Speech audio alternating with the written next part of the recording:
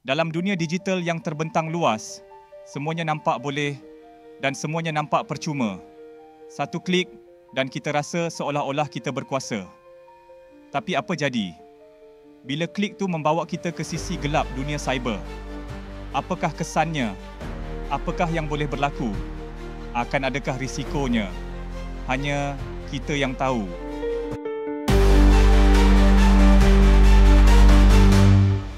Di dunia moden ini, kita semua semakin terikat dengan teknologi. Setiap hari, kita menghabiskan berjam-jam di dunia maya. Namun, adakah kita sedar bahawa di sebalik keselesaan itu, ancaman cyber sedang mengintai di setiap sudut digital? Tanpa perlindungan yang betul, kita boleh menjadi mangsa sekelip mata.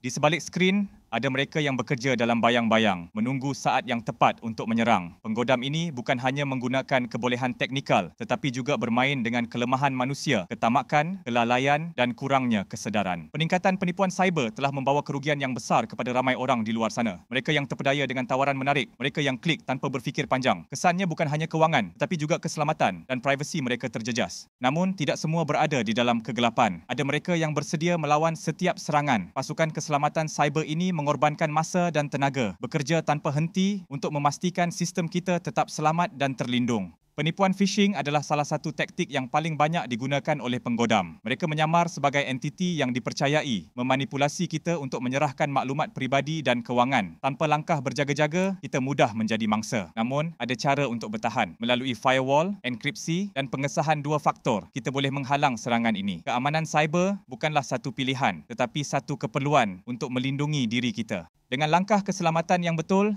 kita boleh menikmati kehidupan digital kita tanpa rasa bimbang. Cyber security bukanlah tentang bersembunyi, tetapi tentang beroperasi dengan yakin dan selamat. Ingatlah, kita memainkan peranan dalam menjaga keselamatan kita bersama.